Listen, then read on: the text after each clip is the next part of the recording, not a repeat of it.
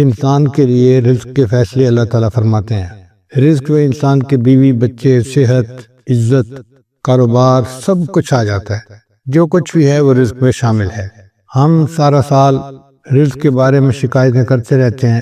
کوئی کہتا ہے قرض نہیں اترتا، کوئی کہتا ہے کہ مجھے انکم کم ہے، کاروبار میں فائدہ نہیں ہوتا۔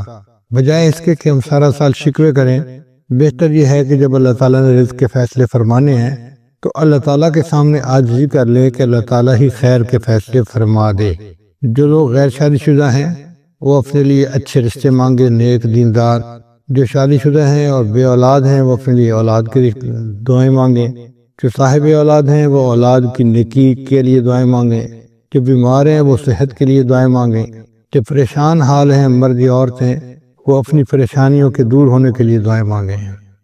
اپنے لیے بھی مانگیں، اہل خانہ کے لیے بھی مانگیں، ملک کے سب لوگوں کے لیے مانگیں، پوری امت مسلمہ کے لیے مانگیں، پوری دنیا کے مسلمانوں کے لیے مانگیں۔ یہ وقت پوری امت کے مسلمانوں کے اوپر بہت مشکل آ گیا ہے۔ اے خاصہ خاصان رسول وقت دعا ہے، امت پہ تیری آ کے عجب وقت پڑا ہے۔ آج کے دور میں روٹی اور رزق زندگی کا نصب العین بن گئے ہیں۔ ایسے لگتا ہے کہ انسان دنیا میں آیا ہی اس لیے ہے کہ مجھے اچھا کمانا ہے اور اچھا کھانا ہے۔ یہ مقصد زندگی نہیں ہے، یہ ضرورت زندگی ہے۔ مقصد زندگی اللہ تعالیٰ کی عبادت ہے، اللہ کی فرما برداری ہے۔ مگر ہم رزق کے پیچھے اس طرح پڑے ہوئے ہیں کہ 24 گھنٹے اسی کی فکر ہے، اٹھتے بیٹھتے چلتے پھرتے ہر وقت اسی کی فکر ہے۔ حالانکہ آج کے دور میں زیادہ کھا کر مرنے والوں کی تعداد زیادہ ہے بنسبت بھوک سے مرنے والوں کے، اور اللہ تعالیٰ نے رزق کی اتنی بہتات دی ہے کہ بے موسم کے پھل ہر جگہ پر ملتے ہیں۔ پھل کیا ملنا بلکہ بے موسم کے جوس ہر جگہ ملتے ہیں۔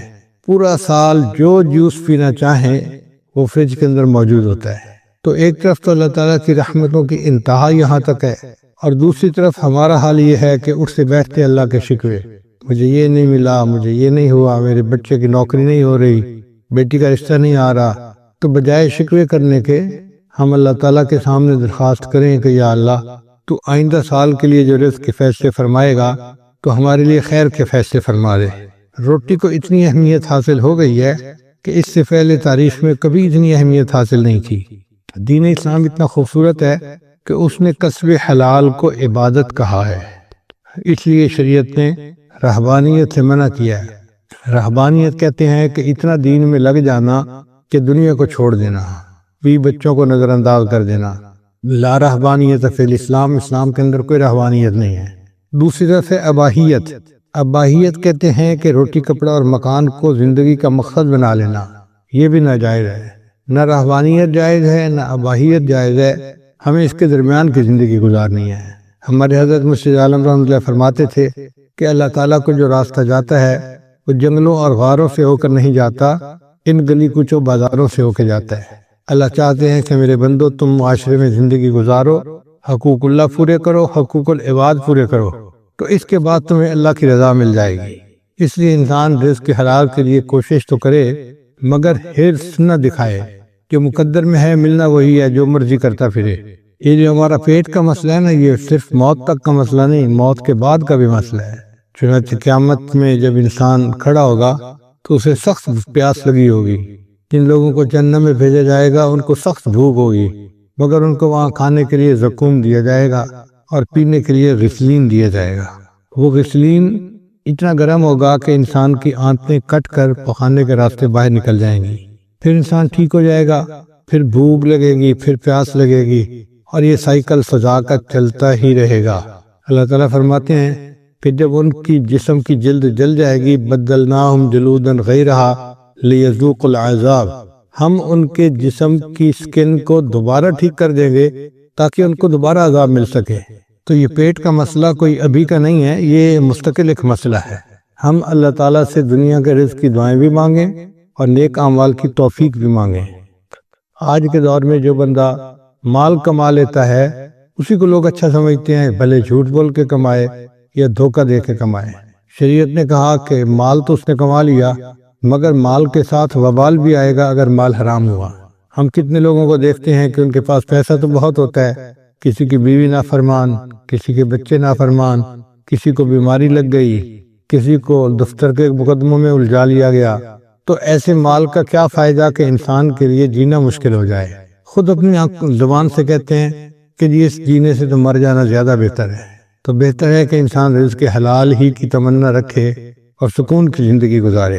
نبی کے سامنے ارشاد فرمایا، زکوٰۃ دینے سے مال میں برکت آتی ہے اور سود لینے سے انسان کے مال سے برکت ختم ہو جاتی ہے۔ آج جس کو دیکھو وہی سودی کاروبار کر رہا ہے، کہتے ہیں جی کہ کیا کرے، بینک کے بغیر تو کام چلتا ہی نہیں ہے۔ رزق اپنی رفتار میں موت سے زیادہ تیز ہے۔ انسان کو رزق پہلے پہنچتا ہے، موت کا فرشتہ بعد میں آتا ہے۔ باجی بستامی رحمۃ اللہ علیہ نے ایک جگہ نماز ادا کی تو ایک بندے نے ان سے پوچھا، من این تاکل، آپ کہاں سے روٹی کھاتے ہیں؟ تو اس بزرگ نے جواب دیا، تو باجی بستامی نے جواب دیا، اصبر حتی اعید الصلاۃ التی صلیتها خلفک، صبر کر حتیٰ کہ میں نماز لوٹا لوں جو میں نے تمہارے پیچھے ادا کی ہے، حیث شککت فی رازق المؤمنین، کیونکہ تو نے مخلوق کو رزق دینے والے پروردگار کے اندر شک کیا ہے۔ بھئی تو کیسا امام مسجد ہے کہ تجھے اتنے نہیں پتا کہ کون کھلاتا ہے ہمیں۔ اس لیے بھائی بستامی اللہ فرمایا کرتے تھے، اگر ساری مخلوق کو میرا کنبہ بنا دیا جائے اور زمین تانبے کی بن جائے کہ اس میں ایک درخت نہ اگے، کھیتی نہ اگے، سبزی کچھ بھی نہ اگے، اور آسمان سے ایک قطرہ بارش کا نہ گرے، مجھے پھر بھی یقین ہے کہ اللہ تعالیٰ میری عیال کو رزق پہنچا دیں گے۔ اللہ تعالیٰ وہ ذات ہے جو انسانوں کو، حیوانوں کو، پرندوں کو، چرندوں کو، کیڑے مکوڑوں کو، ہر کسی کو رزق پہنچاتا ہے۔ حتیٰ کہ بند پتھر کے اندر کچھ کیڑے ہوتے ہیں، ان کیڑوں کو بھی اللہ روزی پہنچاتا ہے۔ تو نے پتھر میں کیڑے کو پالا، خشک مٹی سے سبزہ نکالا، تو نے پتھر میں کیڑے کو پالا، خشک مٹی سے سبزہ نکالا، یہ تیرا ہے جہاں، یہ زمین آسماں اے خدایا، کس نے تیری حقیقت کو پایا۔ ہمارے اکابرین نے لکھا ہے کہ رزق کے کھلنے کے 16 دروازے ہیں، 16 کنجیاں ہیں جن سے رزق کے دروازے کھلتے ہیں۔ پہلی کنجی ہے نماز، کہ انسان اہتمام کے ساتھ، خشوع خضوع کے ساتھ نماز ادا کرے۔ اللہ تعالیٰ فرماتے ہیں، وَأْمُرْ أَهْلَكَ بِالصَّلَاةِ وَاسْتَبِرْ عَلَيْهَا لَا نَسْأَلُكَ رِزْقًا نَحْنُ نَرْزُقُكَ، کہ تم نماز ادا کرو، ہم تو اس سے روزی کمانا نہیں چاہتے، روزی تو ہم تمہیں دیں گے، ہماری روزی ہے اللہ کے پاس۔ وَفِي السَّمَاءِ رِزْقُكُمْ، اے میرے بندو تمہارا رزق تو آسمانوں میں ہے، اور اللہ جتنا چاہتے ہیں اتنا اپنے بندوں کو عطا فرما دیتے ہیں۔ تو سب سے پہلا عمل ہو گیا کہ انسان نماز کو اہتمام کے ساتھ ادا کرے۔ آج ہم نماز تو پڑھتے ہیں مگر جیسے مرغا ٹکریں لگا رہا ہوتا ہے، ہم بھی اسی طرح اٹھک بیٹھک کر رہے ہوتے ہیں، دل دماغ کہیں اور پہنچا ہوا ہوتا ہے، جس کی وجہ سے نماز کی برکتیں سامنے نہیں آتی۔ دوسرا رزق کا دروازہ ہے استغفار کی کثرت کرنا۔ چنانچہ اللہ تعالیٰ ارشاد فرماتے ہیں، استغفروا ربکم انہ کان غفارا، اپنے رب کے سامنے استغفار کرو، اللہ گناہوں کو معاف کرنے والا ہے۔ اور حدیث پاک میں آتا ہے، من استر من الاستغفار، جو بندہ استغفار کی کثرت کرتا ہے، جعل اللہ لہ من کل ہم فرجا، اللہ تعالیٰ اس کے لیے ہر مشکل میں آسانی کر دیتا ہے، ومن ضیق فرجا، اور ہر مشکل کو آسان کر دیتا ہے، ورزقہ من حیث لا یحتسب، اور اسے ایسی طرف سے رزق دیتا ہے کہ جس کا اس کو گمان بھی نہیں ہوتا۔ تو گویا استغفار کے زیادہ کرنے سے اللہ تعالیٰ بندے کو رزق ایسی طرف سے دیتے ہیں جس کا اس کو گمان ہی نہیں ہوتا، اور اس کے رزق کی پریشانی کو دور کر دیتے ہیں۔ پھر تیسرا رزق کا دروازہ ہے اللہ کے راستے میں خرچ کرنا، اس کو کہتے ہیں انفاق فی سبیل اللہ، اس لیے کہ جو بندہ اللہ کے راستے میں خرچ کرتا ہے اللہ تعالیٰ اس کو واپس لوٹاتے ہیں۔ اللہ تعالیٰ فرماتے ہیں، وما انفقتم من شیء فہو یخلفہ، تم اللہ کے راستے میں جو خرچ کرو گے وہ اللہ تمہیں اس کا بدلہ دے گا۔ ہم 1 روپیہ خرچ کرتے ہیں، اللہ ہمیں اس کے بدلے 10 عطا فرماتے ہیں، 20 عطا فرماتے ہیں، 70 عطا فرماتے ہیں، حتیٰ کہ کئی مرتبہ 1 کے بدلے 700 عطا فرماتے ہیں۔ لوگ کہتے ہیں جی کہ ہم کہاں سے پیسہ دیں، ہماری تو ضرورتیں پوری نہیں ہوتی۔ بھائی ضروری نہیں کہ انسان لاکھوں دے، جتنے بھی غریب آدمی ہے 5-10 روپے خرچ کرنا تو کوئی مشکل کام نہیں ہوتا۔ تو ہمیں چاہیے کہ ہم مسکینوں پہ، فقیروں میں خرچ کریں، یا مدارس کے جو طلباء ہیں ان کے لیے مطبخ میں خرچ کریں، چونکہ ہم اللہ کے راستے میں خرچ کریں گے تو اللہ تعالیٰ اس قرض حسنہ کو واپس لوٹا کر رہیں گے اور کئی گنا کر کے لوٹائیں گے۔ تو دیکھنے میں ہم 1 دے رہے ہوں گے اور دوسری طرف سے 10 ہماری جیب میں واپس آ رہے ہوں گے۔ مگر یہ نفع کا کاروبار ہر بندے کو کرنا نہیں آتا، لوگ پریشان ہو جاتے ہیں۔ تو پہلا دروازہ تھا نماز کو اہتمام کے ساتھ ادا کرنا، دوسرا دروازہ تھا استغفار کی کثرت کرنا، تیسرا دروازہ تھا کہ اللہ کے راستے میں اپنے مال کو خرچ کرنا، اور چوتھا دروازہ ہے دین کے لیے ہجرت کرنا۔ جیسے بعض لوگ سعودی عرب چلے جاتے ہیں یا ایک شہر سے دوسرے شہر چلے جاتے ہیں تو ان کے کام کاروبار میں برکت آ جاتی ہے، لیکن جن لوگوں کو اللہ نے وطن کی روزی دی ہوئی ہے وہ خوش نصیب ہیں، وہ اللہ کی اس نعمت کا شکر ادا کریں۔ ہر بندے کو یہ نعمت نصیب نہیں ہوتی۔ پھر چوتھا عمل ہے تقوی اختیار کرنا۔ اللہ تعالیٰ فرماتے ہیں وَلَوْ أَنَّ أَهْلَ الْقُرَىٰ آمَنُوا وَاتَّقَوْا لَفَتَحْنَا عَلَيْهِمْ بَرَكَاتٍ مِّنَ السَّمَاءِ، اگر یہ بستی دیسوں والے ایمان لاتے، تقوی کو اختیار کرتے تو ہم ان کے لیے آسمان سے برکتوں کے دروازے کھول دیتے۔ تو گناہوں سے بچنے پر اللہ تعالیٰ رزق کے دروازوں کو کھول دیتے ہیں، اور آج گناہوں کی وجہ سے رزق کے دروازے بند ہیں اور ہم پریشانیوں کا شکار ہیں۔ پھر پانچواں عمل جو رزق کے دروازے کھولتا ہے وہ ہے عبادت کی کثرت کرنا۔ حدیث مبارکہ ہے، اللہ تعالیٰ ارشاد فرماتے ہیں، یہ حدیث قدسی ہے، ابن آدم، اے آدم کے بیٹے، تفرغ لعبادتی، میری عبادت کے لیے تو فارغ ہو جا، املا صدرک انی واسد فقرک، املا صدرک غنا، میں تیرے سینے کو غنا سے بھر دوں گا اور تیرے فقر کو ختم کر دوں گا۔ تو دیکھیں عبادت کرنے سے اللہ تعالیٰ سینے میں بے نیازی ڈال دیتے ہیں اور بندے کے فقر کو ختم کر دیتے ہیں۔ اس لیے اللہ کا ذکر کثرت سے کرنا، قرآن پاک کی تلاوت کرنا، نیکی کرنا، یہ انسان کے رزق میں برکت کا دروازہ ہے۔ اور اگر تو ایسا نہیں کرے گا تو تیرے ہاتھ کاموں میں الجھا دوں گا اور لوگوں کی طرف تیری محتاجی کو ختم نہیں کروں گا۔ دیکھو کیسے عجیب بات کہی ہے کہ میں تیرے ہاتھ کو کاموں میں الجھا دوں گا۔ ویسے تو بڑا مصروف نظر آئے گا، یہ کر رہا ہوں، یہ دے رہا ہوں، یہ لے رہا ہوں، یہ فائل آ رہی ہے، یہ جا رہی ہے، یہ آرڈر ہے، یہ فلاں ہے، ہاتھ تیرے کام میں الجھے ہوں گے مگر تیرا فقر ختم نہیں ہوگا، تندرستی ختم نہیں ہوگی۔ اور چھٹا عمل جس سے رزق کے دروازے کھلتے ہیں وہ ہے حج اور عمرے کی کثرت کرنا۔ اگر اللہ تعالیٰ توفیق دے تو بندے کو چاہیے کہ کثرت سے عمرہ کرے اور بار بار حج کرے۔ دیکھنے میں تو حج اور عمرے پہ انسان پیسہ خرچ کر رہا ہوتا ہے، لیکن حقیقت میں وہی پیسہ اس کے لیے باعث برکت بن کے اس کو واپس اللہ لوٹا رہے ہوتے ہیں۔ چنانچہ نبی علیہ السلام کے پاس جب کوئی بندہ رزق کی شکایت کرتا تھا تو نبی علیہ السلام اسے مشورہ دیتے تھے کہ تم عمرہ کرو۔ عمرہ کر کے جو دعائیں مانگتا تھا تو اللہ تعالیٰ رزق کی پریشانی کو دور فرما دیتے تھے۔ ساتواں عمل جس سے رزق کے دروازے کھلتے ہیں اس کو کہتے ہیں صلہ رحمی۔ صلہ رحمی کا مطلب یہ ہے کہ جن کے ساتھ خونی رشتے ہوتے ہیں ان کے ساتھ محبت کا تعلق رکھنا، ان کے ساتھ پیار محبت کا ریلیشن رکھنا اور غم خوشی میں ان کے ساتھ رہنا، اس کو صلہ رحمی کہتے ہیں۔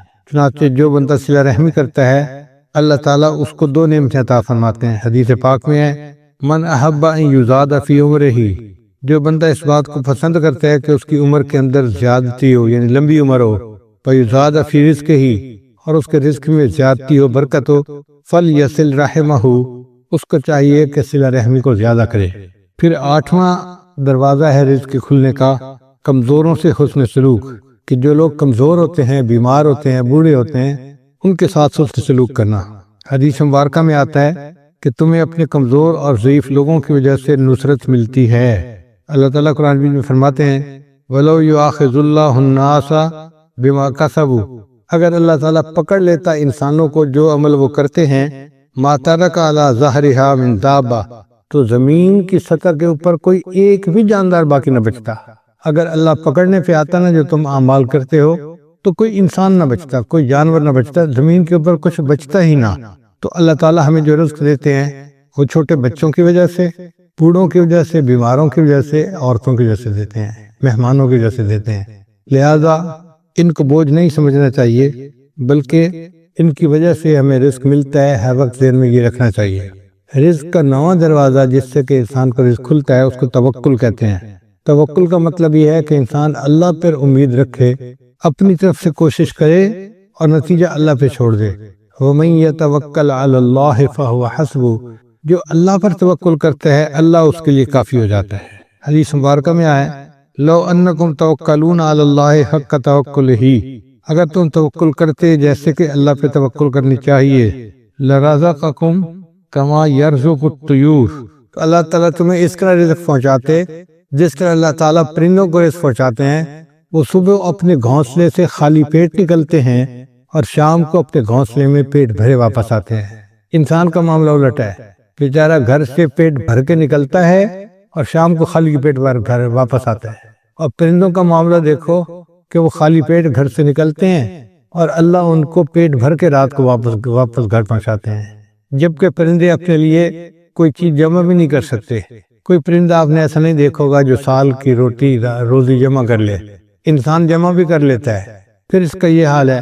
اور پھر جانوروں کا رزق بھی بہت ہوتا ہے۔ آپ اگر غور کریں تو ایک ہاتھی دن میں کتنا چارہ کھاتا ہوگا؟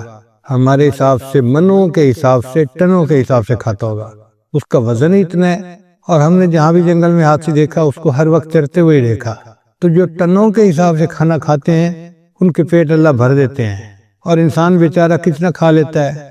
بڑے سے بڑا پہلوان ہو تو 2 روٹی، اس سے پیٹ بھر جاتا ہے بندے کا۔ تیسری روٹی دیں بھی صحیح نا تو کہتے ہیں نا جی پیٹ بھر گیا۔ تو ہمارا پیٹ بھی چھوٹا ہے اور ہم گھر سے پیٹ بھرے نکلتے ہیں اور رات کو خالی پیٹ واپس آتے ہیں۔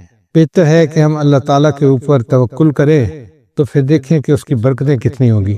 پھر 10واں دروازہ ہے انسان نعمتوں کا شکر ادا کرے۔ اللہ تعالیٰ فرماتے ہیں لَإِن شَكَرْتُمْ لَأَزِيدَنَّكُمْ، اگر تم شکر ادا کرو گے ہم اپنی نعمتیں تم پر اور زیادہ کریں گے۔ آپ دیکھیں ہمارے اوپر اللہ کی کتنی نعمتیں ہیں، ہم تو شکر بھی ادا نہیں کر سکتے۔ الحمدللہ ثم الحمدللہ کہ گھروں میں کھانا کھانے بیٹھتے ہیں تو 1 سالن 2 سالن تو معمول کی بات ہے۔ کبھی گوشت پکا ہوتا ہے، کبھی دال پکی ہوتی ہے، کبھی روٹی بنی ہوتی ہے، کبھی چاول بنے ہوتے ہیں۔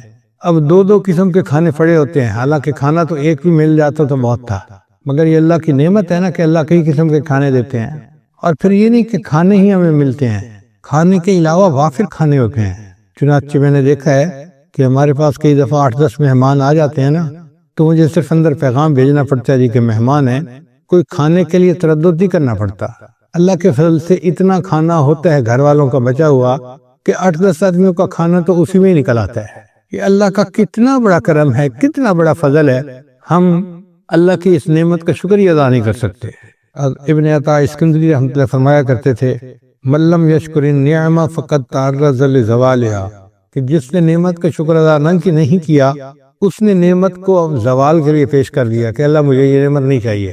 ومن شکرہا، اور جس نے نعمت کا شکر ادا کیا فقد قید بعقالہا، اس نے نعمت کو نکیل کے ذریعے سے پکڑ لیا، باندھ لیا اپنے پاس۔ یعنی جو نعمت ملتی ہے اور بندہ اس کے اوپر شکر ادا کرتا ہے، پھر وہ نعمت اللہ اس سے واپس نہیں لیتے بلکہ اس نعمت میں اور برکت عطا فرما دیتے ہیں۔ پھر 11واں دروازہ کہ جب بھی مرد اپنے گھر میں داخل ہو مسکراتے چہرے کے ساتھ داخل ہو اور اہل خانہ کو سلام کرے۔ حدیث مبارکہ میں ہے، سیدہ صدیقہ نے فرماتی ہیں کہ نبی صلی اللہ علیہ وسلم جب بھی گھر تشریف لاتے تھے تو مسکراتے چہرے کے ساتھ آتے تھے اور اہل خانہ کو سلام کیا کرتے تھے۔ یہ اہل خانہ کو سلام کرنا رزق کی برکت کا ذریعہ ہے۔ چنانچہ حدیث پاک میں ہے ثلاثۃ کلہم ضامن اللہ، 3 بندے ہیں جن کا اللہ کے اوپر ضمانت ہے، یعنی اللہ ان کو رزق پہنچاتا ہے۔ ان عاش رزقہ، اگر وہ زندہ رہے گا تو اللہ روزی عطا فرمائے گا، وکفا، اور روزی ان کے لیے کافی ہوگی، وَإِن مَاتَ، اور اگر وہ مر جائے گا، داخل الجنہ، تو جنت میں اللہ ان کو داخل کر دے گا۔ یہ کون 3 بندے ہیں؟ ان میں سے ایک بندہ ہے رجل، وہ بندہ داخلہ بیتہ، جو اپنے گھر کے اندر داخل ہو بسلام، اور گھر والوں کو سلام کرے، وَهُوَ ضَامِنٌ عَلَى اللَّهِ، وہ اللہ کے ضمانت میں آ جاتا ہے۔ اب یہ کتنا آسان کام ہے، مگر بہت سارے لوگ ہیں جو گھروں میں داخل ہوتے ہیں تو ان کو سلام کرنا یاد ہی نہیں ہوتا، بس باتوں میں لگ جاتے ہیں، مسکرائیں گے، بیوی سے پوچھیں گے تیرا کیا حال ہے، بچوں سے پوچھیں گے تم کیسے ہو، مگر سلام کرنا ان کو یاد نہیں ہوتا۔ پھر 12واں عمل والدین کی فرمانبرداری۔ چنانچہ ہمارے بزرگوں نے لکھا ہے کہ 5 چیزوں سے رزق میں برکت ہوتی ہے۔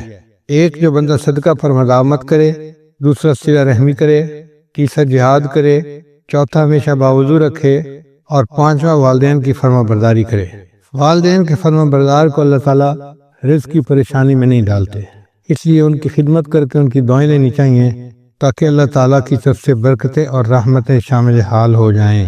13واں دروازہ رزق کا ہے دوام طہارہ، یعنی مستقل وضو کی زندگی گزارنا۔ اگر انسان عادت بنا لے تو وہ باوضو ہر وقت رہ سکتا ہے، جیسے ہمیں ہر وقت بے وضو رہنے کی عادت ہے، اس کو بدل لیں تو ہر وقت باوضو رہنے کی عادت ہو جائے گی، جب وضو ٹوٹے دوبارہ پھر وضو کر لیں۔ ہمارے اس شہر میں ایک جگہ ایک گھرانہ ہے جو امام ربانی مجدد ثانی رحمۃ اللہ کے اولاد میں سے ہیں، تو بہت سال پہلے کی بات ہے، کوئی 30 سال پہلے کی بات ہے، مجھے خیال آیا کہ جا کے ان سے صرف اللہ کے لیے ملاقات کروں، تو میں ان کے ہاں گیا، ملاقات ہوئی۔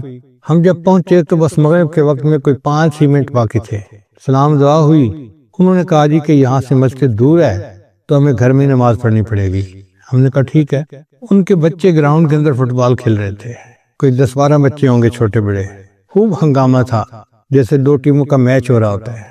لو جی ہم کھڑے ہو گئے مصلی پہ جماعت کے لیے، انہوں نے آواز دی بچوں کو، بچوں نماز کا وقت ہو گیا ہے۔ سارے بچے گراؤنڈ سے بھاگتے ہوئے آئے اور صف میں آ کے کھڑے ہو گئے۔ اب جب ہم نے نماز ادا کی تو مجھے بڑی حیرت ہوئی کہ کیا سب بچوں کا وضو تھا یا کچھ بچوں نے بے وضوئی نماز پڑھ لی۔ تو میں نے ان سے سوال پوچھا کہ جی بچے کسی کو وضو تو نہیں کرتے میں نے دیکھا؟ تو وہ مسکرائے اور کہنے لگے کہ جی ہمارے خاندان میں بچوں کو یہ تربیت دی جاتی ہے کہ تم نے پوری زندگی باوضو گزارنی ہے۔ ہمارے گھر کے چھوٹے بڑے جس بندے کو آپ دیکھیں گے، جب بھی دیکھیں گے ہمیشہ باوضو دیکھیں گے، اگر وضو ٹوٹے گا تو دوبارہ اسی وقت وہ پھر وضو کر لیں گے۔ تو اگر ایسے خاندان آج بھی دنیا میں موجود ہیں کہ جن کے گھر کا ہر چھوٹا بڑا بندہ مرد عورت ہر وقت باوضو رہتے ہیں تو پھر اللہ ان کی رزق میں بھی برکت عطا فرما دیتے ہیں۔ پھر 12واں عمل ہے، 14واں عمل ہے چاشت کی نماز پڑھنا۔ چاشت کی نماز ہوتی ہے دن کے 10 بجے 11 بجے جب ذرا سورج طلوع ہو جاتا ہے اور پاؤں جلنے لگ جاتے ہیں گرمیوں میں، تو اس کو صلاۃ الضحیٰ کہتے ہیں، چاشت کی نماز کہتے ہیں۔ یہ وہ ٹائم ہوتا ہے جب اکثر مرد اپنے دفتروں میں چلے جاتے ہیں یا کھیتوں میں چلے جاتے ہیں یا اپنے کاروباروں میں چلے جاتے ہیں۔ اس وقت جو عورتیں اپنے خامدوں کو کاروبار پہ بھیج کے پیچھے مصلی پہ بیٹھتی ہیں اور نفل پڑھتی ہیں، اس میں اللہ نے رزق کی برکت رکھی ہے۔ اب کتنی عورتیں ہیں جو رزق میں کمی کے شکوے تو کرتی ہیں لیکن وہ چاشت کی نماز نہیں پڑھتی کہ محنت کرنے کے لیے تو میرا خامد نکل گیا، پسینہ تو وہ بہائے گا۔ اب اللہ کرے کہ اس کے رزق میں برکت ہو جائے اور ہمیں اللہ تعالیٰ رزق میں آسانی فرما دے، تو یہ نماز پابندی کے ساتھ پڑھنے کی ضرورت ہے۔ ہمارے بزرگوں نے لکھا ہے کہ جو بندہ چاشت کے وقت نماز نہ پڑھ سکتا ہو، دفتر کی وجہ سے یا کاروبار کی وجہ سے یا دکان کی وجہ سے، اس کو چاہیے کہ سورج نکلنے کے چند منٹ بعد جو اشراق کی نماز پڑھتے ہیں تو 2 رکعت اشراق کی نیت سے پڑھ لے اور 2 رکعت چاشت کی نیت سے اسی وقت پڑھ لے تو اس کی چاشت کی نماز ہو جائے گی۔ تو معمول بنا لینا چاہیے کہ چاشت کی نماز دفتر جانے سے پہلے پڑھ کے ہی جائیں۔ پھر 15واں عمل جس سے انسان اللہ تعالیٰ رزق کے دروازے کھولتے ہیں وہ ہے سورہ واقعہ کو پابندی کے ساتھ پڑھنا۔ حدیث مبارکہ میں آتا ہے من قرأ سورۃ الواقعۃ کل لیلۃ، جس نے ہر رات میں سورہ واقعہ کو پڑھا لم تصبہ فاقۃ ابدا، اس کو کبھی فاقہ نہیں پہنچتا۔ عبداللہ بن مسعود نام ایک بڑے مفتی قسم کے صحابی تھے، وہ بیمار ہو گئے۔ حضرت عثمان غنی امیر المومنین تھے، وہ ان کو ملنے کے لیے آئے۔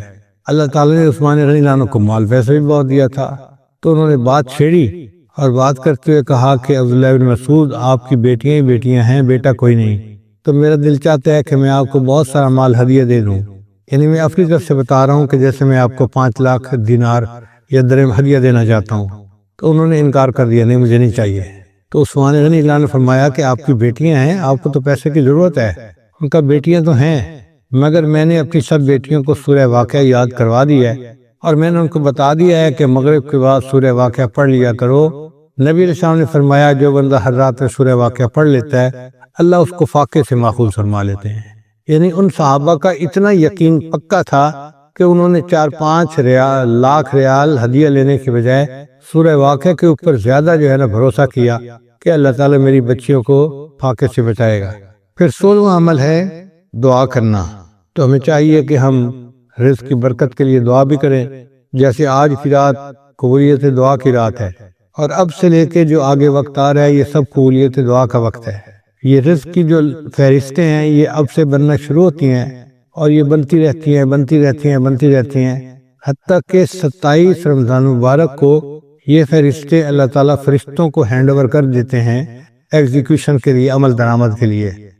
تو ہمارے پاس آج کی رات سے لے کے 27 رمضان تک کا وقت ہے، اس دوران ہم اللہ کو منائیں، اس کے سامنے روئیں، اس سے رزق مانگیں، اس سے صحت مانگیں، جو مانگنا ہے مانگیں۔ اللہ کے در میں کس چیز کی کمی نہیں، جتنا مانگیں گے اللہ اتنا عطا فرمائیں گے۔ حتیٰ کہ 27 رمضان کو یہ لسٹیں فائنل ہو جائیں گی، اور اسی میں یہ بھی فیصلہ ہوگا کہ اگلے سال کس نے زندہ رہنا ہے اور کس بندے نے مرنا ہے۔ زندگی اور موت کے فیصلے بھی اس بجٹ میں شامل ہیں، جیسے رزق کے فیصلے شامل ہیں۔ تو ہم اللہ تعالیٰ سے دعا مانگیں آج رات بھی اور آئندہ بھی۔ کرونا بیماری کی وجہ سے، حالات کی وجہ سے مسجدوں میں تو اجتماع اس وقت نہیں کر سکتے، لیکن گھر میں بیٹھ کے عبادت تو کر سکتے ہیں، اس پہ تو کوئی رکاوٹ نہیں۔ ہم ابھی سے رمضان کی تیاری کریں اور ذہنی طور پہ ہم عبادت کرنے کے لیے تیار ہو جائیں اور اللہ کو منانے کے لیے تیار ہو جائیں، خوب دعائیں مانگیں۔ اگر باجماعت تراویح مسجد نہیں پڑھ سکتے تو گھر میں تو پڑھ سکتے ہیں نا۔ مسجدوں کی عمارتیں بند ہوئی ہیں، اعمال بند نہیں ہوئے۔ اعمال تو ہم کر سکتے ہیں، تو ہم تلاوت کریں، نمازیں پڑھیں، گھر کے اندر مجالس کریں اور اللہ تعالیٰ سے دعائیں کریں خوب ڈٹ کے۔ جتنا مانگیں گے اتنا ہی اللہ تعالیٰ ہمیں عطا فرما دیں گے۔ تو یہ 16 دروازے ہیں رزق کے کھلنے کے۔ ہمارے بزرگوں نے فرمایا کہ کچھ اسباب ہیں تنگ دستی کے، یعنی کچھ ایسے اسباب ہیں کہ جن کی وجہ سے اللہ تعالیٰ رزق کو ذرا کم کر دیتے ہیں، بند کر دیتے ہیں، تو وہ جاننا بھی ضروری ہے۔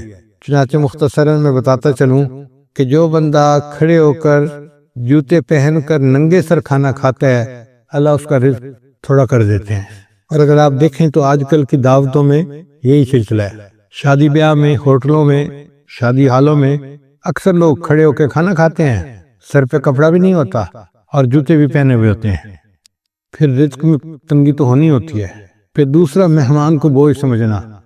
جو لوگ مہمان کے آنے کو بوجھ سمجھیں اور اس فکر میں لگ جائیں کہ جی آ گیا ہے تو کہاں سے اس کو کھلائیں گے اور کتنا اس کو کھلائیں گے اور کتنے دن رہے گا، مہمان بعد میں آتا ہے، اللہ مہمان کا رزق پہلے بھیجتے ہیں۔ تو الحمدللہ ثم الحمدللہ، اللہ تعالیٰ خیر فرما دیتے ہیں۔ بلکہ میں تو یہ سمجھتا ہوں کہ ہمیں اللہ مہمانوں کی برکت سے روزی دیتے ہیں۔ ایک دن میں کھانا کھا رہا تھا تو میری بہو کہنے لگی کہ ابو جی ایک بندہ ہے انڈیا کا، بڑا مالدار ہے، اس نے پورا سال ہر روز بندے کو ہر روز 1000 بندوں کو کھانا کھلایا۔ اب وہ بڑی حیران تھی کہ 1000 بندوں کو کھانا ہر روز وہ کھلاتا تھا۔ جب اس نے بات کر لی تو میں نے کہا کہ بیٹا وہ تو امیر آدمی ہے، وہ تو 1000 بندوں کو دن میں ایک دفعہ کھانا پورا سال کھلاتا ہے۔ ہم فقیر لوگ ہیں اور ہم الحمدللہ 1000 طلباء کو دن میں 3 مرتبہ کھانا کھلاتے ہیں۔ صبح ناشتہ بھی ہوتا ہے، دوپہر کا کھانا بھی ہوتا ہے، رات کا کھانا بھی ہوتا ہے، اور پورا سال اللہ روزی پہنچا دیتے ہیں۔ تو حیران ہوئی، کہنے لگی ہاں بات تو ٹھیک ہے۔ میری وائف پاس بیٹھی ہوئی تھی تو وہ کہنے لگی کہ میں ایک بات بتاؤں۔ میں نے کہا کیا؟ کہنے لگی کہ ہماری شادی کو 30-35 سال ہو گئے ہیں اور اس 30-35 سال میں ایک دن بھی ایسا نہیں گزرا کہ ہمارے گھر میں مہمان کا کھانا نہ بنا ہو۔ میں نے اللہ کا شکر ادا کیا کہ یا اللہ تیرا کرم اور تیرا احسان ہے کہ الحمدللہ 35 سال میں ہر روز مہمان کا کھانا گھر میں بن رہا ہے، ایک دن بھی ایسا نہیں کہ مہمان گھر میں نہ ہو۔ تو میں تو یہ سمجھتا ہوں کہ اللہ ہمیں رزق جو دیتے ہیں وہ مہمانوں کی وجہ سے دیتے ہیں، تو مہمان نوازی سے کبھی پریشان نہیں ہونا چاہیے۔ پھر تیسرا سبب ہے بغیر بسم اللہ پڑھے کھانا کھا لینا، ہاتھ دھوئے بغیر کھانا کھا لینا۔ یہ بھی بیماری عام ہے، دسترخوان لگے ہوتے ہیں، نہ ہاتھ دھوئے جاتے ہیں، نہ بسم اللہ پڑھی جاتی ہے، نہ کھانے کی دعا پڑھی جاتی ہے، جس وجہ سے پھر تنگدستی آ جاتی ہے اور اس کے دروازے بند ہو جاتے ہیں۔ پھر کھانے کے برتن کو صاف نہ کرنا، یہ بیماری بھی عام ہے۔ ہم لوگ کھانا کھاتے ہیں اور کچھ تھوڑا سا کھانا آخر پہ بچا دیتے ہیں، حالانکہ اسی کھانے میں برکت ہوتی ہے۔ سنت یہ ہے کہ اگر 3 لقمے کھانا موجود ہے تو اس کو تو چھوڑ دیں تو کوئی اور کھا لے گا، چلو بھائی۔ اگر اتنا کھا لیا کہ 3 لقمے رہ گئے، اس کو خالی نہ چھوڑے، اب اس کو پلیٹ کو اچھی طرح صاف کر دیں تاکہ اللہ کی نعمت ضائع نہ ہو، اللہ کی نعمت جو ہے وہ کسی انسان کے کام آ جائے۔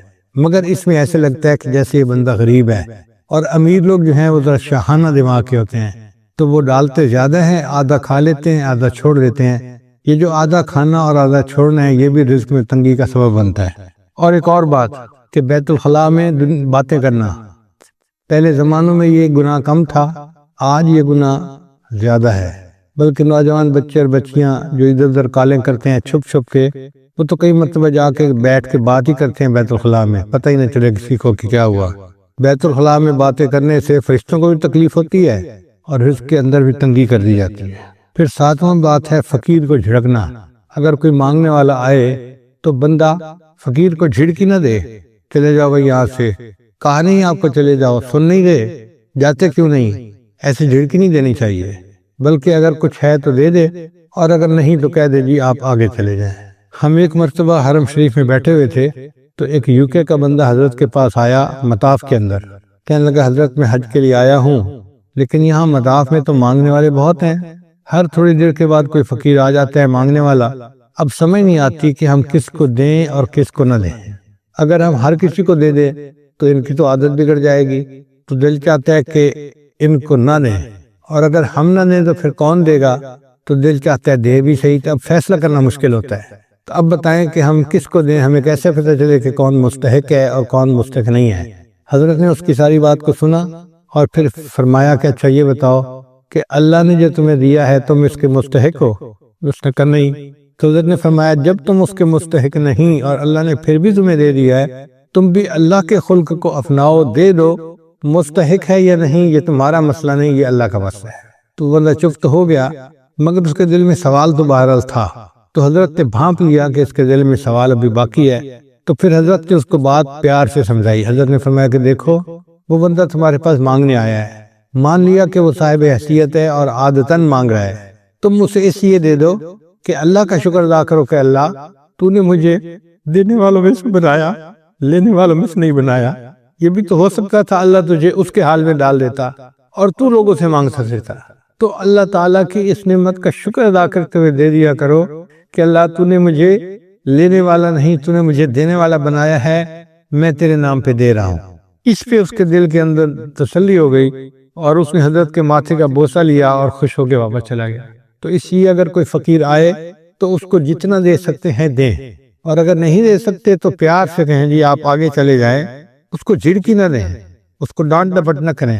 پھر مغرب کی نماز کے بعد بلا عذر جو بندہ سو جاتا ہے، اس سے بھی رزق کے اندر برکت کم کر دی جاتی ہے۔ اگر کوئی بیمار ہے یا کوئی عذر ہے تو اس میں تو شریعت اجازت دیتی ہے، لیکن عادت بنا لینا اس کو شریعت نے منع کیا ہے۔ مغرب کے بعد بلا عذر نہیں سونا چاہیے۔ پھر جو بندہ نماز قضا کر دیتا ہے اللہ تعالیٰ اس کے رزق کو تنگ کر دیتے ہیں۔ عورتیں بالخصوص، نیک عورتیں بھی نمازیں قضا کر بیٹھتی ہیں، پتہ ہے کیوں؟ سوچتی رہتی ہیں مہمان آئے ہیں، میں ان کو پہلے چائے بنا کے دے دوں پھر نماز پڑھ لیتی ہوں۔ اب وہ چائے بنا کے دینے میں اتنا کام لمبا ہو جاتا ہے کہ نماز کا ٹائم نکل جاتا ہے، ان کو یاد ہی نہیں ہوتا۔ یاد اس وقت آتا ہے جب اگلی نماز کا وقت شروع ہو چکا ہوتا ہے۔ یا یہ سوچتی رہتی ہیں کہ میں بچے کو نہلا لوں، بچے کھانا کھلا لوں، بچے کو فتح کر لوں، بچے کو نہلا لوں اور پھر نماز پڑھوں گی۔ یہ جو پھر کا مسئلہ ہے نا، نماز قضا کرنے کی بنیاد یہی ہے۔ نماز کو کبھی پھر پہ نہیں رکھنا چاہیے، ابھی پہلے نماز پڑھیں، بعد میں جو کرنا کریں۔ اس لیے جب نماز کا وقت ہو جائے تو نماز پڑھیں اور اس کے بعد جو کرنا ہے کریں۔ نماز کو کبھی آئندہ پہ نہ چھوڑیں، کیا پتہ چند سانس مزید ہیں بھی صحیح کہ نہیں۔ ہمیں ایک مرتبہ اس کا بہت عجیب تجربہ ہوا۔ ہم پشاور ایک اجتماع سے واپس آ رہے تھے تو لاکھوں لوگ تھے اس اجتماع میں۔ راستے میں ایک چھوٹی سی مسجد میں ہم رکے، ہم نے سوچا کہ ہم یہاں پر عصر کی نماز ادا کر لیتے ہیں۔ تو جب میں مصلی کے اوپر کھڑا ہوا امامت کے لیے تو ایک اور گاڑی آ کے رکی جس میں 4 بندے تھے۔ ان 4 میں سے 2 بندے مسجد کے اندر داخل ہوئے اور دوسرے 2 ان کے پیچھے تھے۔ تو پیچھے والوں نے ان کو کہا یار یہاں تو پہلے ہی نمازی کافی ہیں، چلو ہم عصر کی نماز آگے پڑھ لیں گے۔ تو جو اندر آئے ہوئے لوگ تھے نا وہ بھی باہر نکل گئے اور گاڑی میں بیٹھ گئے اور گاڑی چلی گئی۔ خیر ہم نے نماز ادا کی، پھر اس کے بعد ہم آگے چلے اسلام آباد کی طرف آ رہے تھے۔ کوئی 10 میل کے بعد ہم نے دیکھا کہ اس پہلے والی گاڑی کا ایکسیڈنٹ ہوا ہے، اور ایکسیڈنٹ اتنا فیٹل تھا کہ چاروں کے چاروں بندے مر گئے تھے۔ تو ہم نے جب اس گاڑی کو دیکھا تو گاڑی کو تو پہچان لیا، تو لوگوں نے ہمیں بتایا کہ جی ایکسیڈنٹ اتنا برا تھا کہ ایک بندہ بھی نہیں بچا، سب مر گئے۔ اس وقت مجھے خیال آیا کہ یا اللہ اگر یہ رکے تھے جیسے نماز وہاں پڑھ کے پھر چلتے تو ایک تو وقت کی عصر کی نماز بھی ادا ہو جاتی اور دوسرا اس کی وجہ سے برکت بھی ہو جاتی۔ اب یہ انہوں نے عصر کی نماز ادا نہیں کی ہوگی، نیت تھی پڑھنے کی لیکن بن پڑھے دنیا سے چلے گئے۔ تو کون جانتا ہے موت کا وقت کتنا قریب ہے۔ اس لیے اگر پھر پہ ڈال دینا جی کہ پھر نماز پڑھیں گے تو اس میں نماز بھی قضا ہو جاتی ہے اور انسان نقصان بھی اٹھاتا ہے۔ ابھی نماز پہلے پڑھیں جب ٹائم ہو جائے، اور عورتوں کے لیے تو اول وقت میں نماز پڑھنا بھی زیادہ فضیلت ہے۔ بس اذان کے انتظار میں رہیں، گھر کے اندر ایک بورڈ ہونا چاہیے جس پر نماز کے ٹائمنگ لگے ہوئے ہوں، بچے بڑے اس بورڈ کو دیکھیں اور جیسے ہی نماز کا ٹائم ہو جائے بس وضو کیا، پہلے نماز پڑھی، بعد میں جو کرنا ہے بعد میں کرتے رہیں گے۔ پھر 11ویں چیز جس سے رزق میں کمی آتی ہے وہ ہے جھوٹ بولنا۔ جو بندہ جتنا زیادہ جھوٹ بولتا ہے اللہ اس کے رزق کو اتنا تنگ کر دیتے ہیں۔ اللہ اکبر، شاید آج ہمارے رزق کے اندر جو تنگی ہے اس کی بنیادی وجہ یہ جھوٹ ہی ہے۔ جھوٹ ہم نے انفرادی طور پر نہیں، قوم میں اجتماعی طور پر آ گیا ہے۔ جس بندے سے بات کریں وہی جھوٹ پہ بات کرے گا، اور اس کا نام ہم نے بہانہ رکھ دیا، جی میں نے اس کے سامنے بہانہ کیا۔ بیوی کہتی ہے میں نے خاوند کے سامنے بہانہ کیا، بیٹا کہنا ہے میں نے ابو کے سامنے بہانہ کیا، شاگرد کہتے ہیں میں نے استاد کے سامنے بہانہ کیا۔ حالانکہ یہ بہانہ صریح جھوٹ ہوتا ہے اور اس جھوٹ سے بچنے کی ضرورت ہے۔ 12واں عمل ہے موسیقی کا سننا۔ آج کل گھروں کے اندر گانے چل رہے ہوتے ہیں، فلمیں چل رہی ہوتی ہیں، عورتیں موسیقی کی آواز پہ کام کر رہی ہوتی ہیں کچن میں، گھر میں، اور کہتی ہیں الٹا کہ یہ موسیقی تو روح کی غذا ہے، اور اس بات کو بھول جاتی ہے کہ جس گھر میں موسیقی چلتی ہے اللہ ان کی رزق میں تنگی کر دیتے ہیں۔ پھر 13واں عمل اولاد کو برا بھلا کہنا۔ کچھ ماں باپ اولاد کو جلدی گالیاں دینا شروع کر دیتے ہیں، یا برے الفاظ کرنا شروع کر دیتے ہیں، یا کوسنا شروع کر دیتے ہیں۔ سو جو اولاد کو برے الفاظ کہیں گے یا کوسیں گے ان کے رزق کو اللہ تعالیٰ ویسے ہی تنگ کر دیں گے۔ 14واں عمل قرآن مجید کو بلا وضو ہاتھ لگانا۔ قرآن مجید اللہ کا کلام ہے، لا یمسہ الا المطہرون، اس کو ہاتھ نہیں لگا سکتا مگر وہ جو پاک ہو۔ تو ہمیں چاہیے کہ ہم باوضو ہو کے اس کو ہاتھ لگائیں، اگر بے وضو ہاتھ لگائیں گے تو رزق کے اندر کمی آ جائے گی۔ پھر 15واں عمل جس سے رزق میں کمی آتی ہے نامحرم کو دیکھنا۔ یہ بد نظری کی عادت آج اتنی عام ہو گئی ہے، چاہے آتے جاتے بازار میں دیکھے، گلی میں دیکھے، سکرین کے اوپر دیکھے، سیل فون کے اوپر دیکھے، عورت کو دیکھے یا عورت کی تصویر کو دیکھے، بات ایک ہی ہے۔ تو نامحرم کو دیکھنے سے اللہ تعالیٰ رزق میں تنگی فرما دیتے ہیں۔ اور 16واں عمل جس سے کہ انسان کے رزق میں تنگی آ جاتی ہے اہل و عیال کے ساتھ لڑتے رہنا۔ میاں بیوی جو ہر وقت ایک دوسرے کے ساتھ بات بات پہ بحث کرتے ہیں، دلیلیں دیتے ہیں، لڑتے جھگڑتے ہیں، تو یہ میاں بیوی کی لڑائی جھگڑے میں اللہ ان کے رزق کو تنگ کر دیتے ہیں۔ اب ایک طرف سے لڑائیاں بھی ختم نہیں ہوتی اور دوسری طرف رزق کے کمی کے شکوے بھی ختم نہیں ہوتے۔ بھئی اتفاق میں برکت ہے، آپ محبت پیار سے زندگی گزاریں تو اللہ تعالیٰ رزق کی پریشانی کو دور کر دیں گے۔ چنانچہ آج کی رات میں خاص طور پر ہم اپنے لیے اور اپنی مسلمان امت کے لیے خوب دعائیں مانگیں۔ ایک وبا پھیلی ہے جس کا نام ہے کرونا، تو مجھے ایک ساتھی نے آج کچھ اشعار لکھ کے لا دیے کہ جی آپ بیان میں یہ بھی سنا دینا، مجھے بھی اچھے لگے۔ اشعار ہیں، نمازیں پڑھو تم تلاوت کرو نا، یعنی کرونا جو ہے نا وہ اصل میں ہے کہ آ کے کہہ رہا ہے کہ میاں تم یہ کام کرو، نمازیں پڑھو تم تلاوت کرو نا، گناہوں کو چھوڑو عبادت کرو نا، کرونا تمہارا نہ کچھ کر سکے گا، کرونا کے خالق کی طاعت کرو نا، پریشان کیوں ہو خدا ہے تمہارا، دواؤں سے اپنی حفاظت کرو نا، اٹھو چھوڑ دو کفر کی پیروی اب، غلامی سے نکلو عبادت کرو نا، نبی کی محبت میں داڑھی بڑھا کر نبی جیسی اپنی شباہت کرو نا، اگر چاہتے ہو دلوں میں حلاوت نگاہوں کی بھی تم حفاظت کرو نا، کرونا کا یہ بھی ہے پیغام طائر، خدا فدا رب کی چاہت پہ چاہت کرو نا، کہ تم اللہ کی چاہت پہ اپنی چاہت کو فدا کر دو، یہ کرونا کا پیغام ہے۔ تو بہرحال ہمیں چاہیے کہ ہم اس وبا سے بھی دعا مانگیں اور باطنی روحانی بیماریوں سے بھی دعا مانگیں، اللہ تعالیٰ ہمارے ایمان کی حفاظت فرمائے اور ہمیں اس دنیا میں اللہ تعالیٰ ایمان کے ساتھ جینے اور ایمان کے ساتھ مرنے کی توفیق عطا فرمائے۔ وآخر دعوانا ان الحمدللہ رب العالمین۔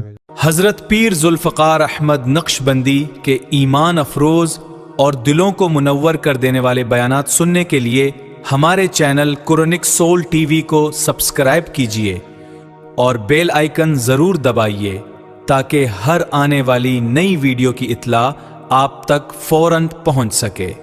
جزاکم اللہ خیرا۔